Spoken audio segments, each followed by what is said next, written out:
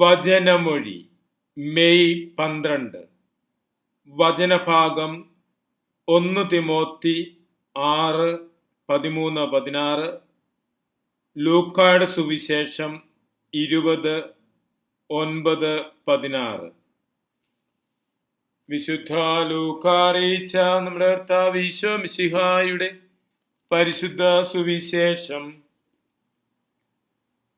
വിശുദ്ധ ലൂക്ക അറിയിച്ച നമ്മുടെ കർത്താവ് ഈശോ മിശിഹായുടെ പരിശുദ്ധ സുവിശേഷം.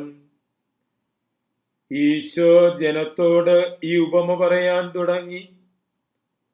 ഒരുവനൊരു മുന്തിരിത്തോട്ടം നട്ടുപിടിപ്പിച്ചു. അത് പാട്ടത്തിന് കൃഷിക്കാരെ ഏൽപ്പിച്ച ശേഷം ദീർഘകാലത്തേക്ക് അവിടെ നിന്നുപോയി. സമയമായപ്പോൾ മുന്തിരിപ്പഴത്തിന്റെ ഓഹരി തനിക്ക് അവർ തരേണ്ടതിന് അവൻ ഒരു ഭൃത്യനെ കൃഷിക്കാരുടെ അടുത്തേക്ക് അയച്ചു. എന്നാൽ കൃഷിക്കാർ അവനെ അടിച്ച് വെറുങ്കയോടെ തിരിച്ചയച്ചു. അവൻ പിന്നെ മറ്റൊരു ഭൃത്യനെ അയച്ചു. അവനെയും അവർ അടിക്കുകയും അപമാനിക്കുകയും ചെയ്ത് വെറുങ്കയോടെ തിരിച്ചയച്ചു. അവൻ പിന്നെ മൂന്നാമത്തവനെ അയച്ചു. അവനെയാകട്ടെ അവർ മുറിവേൽപ്പിച്ച് പുറത്തേക്കെറിഞ്ഞു. അപ്പോൾ തോട്ടത്തിന്റെ ഉടമസ്ഥൻ പറഞ്ഞു, ഞാൻ എന്തു ചെയ്യും? എന്റെ പ്രിയപുത്രനെ ഞാൻ അയക്കും. അവനെ അവർ മാനിച്ചേക്കും. പക്ഷേ കൃഷിക്കാർ അവനെ കണ്ടപ്പോൾ പരസ്പരം ആലോചിച്ചു, ഇവനാണ് അവകാശി. അവകാശം നമുക്കാകേണ്ടതിന് ഇവനെ നമുക്ക് കൊന്നുകളയാം. അവർ അവനെ മുന്തിരിത്തോട്ടത്തിന് വെളിയിലേക്ക് എറിഞ്ഞ് കൊന്നുകളഞ്ഞു. ആകയാൽ മുന്തിരിത്തോട്ടത്തിന്റെ ഉടമസ്ഥൻ അവരോട് എന്തു ചെയ്യും?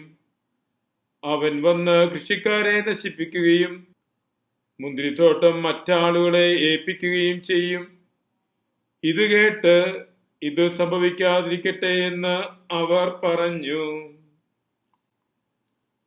ഈശോയിൽ സ്നേഹമുള്ളവരെ, മുന്തിരിത്തോട്ടത്തിലെ കൃഷിക്കാരുടെ ഈ ഉപമയിലൂടെ ഈശോ പറയുന്നത്, യഥാർത്ഥ കൃഷിക്കാരൻ ദൈവമാണ്, യഥാർത്ഥ ഉടമ ദൈവമാണ്. ഇന്ന് ഈ ഉപമയിൽ നാം കാണുന്നത് കടമ മറന്ന് പ്രവർത്തിക്കുന്ന കൃഷിക്കാരെയാണ്.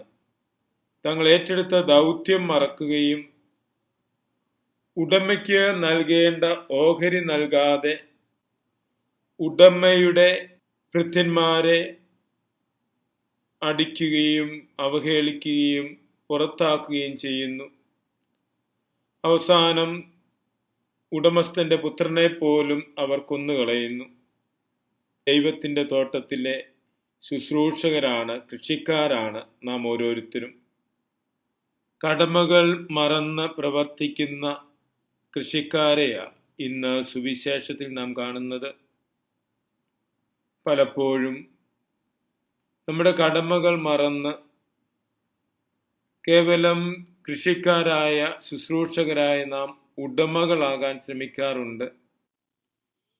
ദൈവവുമായിട്ടുള്ള ഉടമ്പടിയിൽ വിശ്വസ്തത പുലർത്തി ദൈവത്തിന് നൽകേണ്ടത് നൽകി നമ്മുടെ ജീവിതത്തിൽ ഒന്നാം സ്ഥാനം ദൈവത്തിന് നൽകുക, എല്ലാറ്റിനും ഉപരിയായി ദൈവത്തെ സ്നേഹിക്കുക, പൂർണ്ണ ഹൃദയത്തോടും പൂർണ്ണാത്മാവോടും പൂർണ്ണ ശക്തിയോടും കൂടി ദൈവത്തെ സ്നേഹിക്കുക.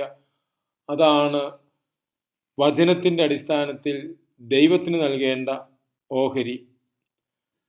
ദൈവത്തിൻ്റെ പക്കലുള്ള നമ്മുടെ ഉത്തരവാദിത്തങ്ങളെ വിശ്വസ്തയോടെ നിർവഹിക്കുവാനും ദൈവവുമായുള്ള ഉടമ്പടിയെ വിശ്വസ്തയോടെ പാലിക്കുവാനും നമുക്ക് പ്രത്യേകം പരിശ്രമിക്കാം.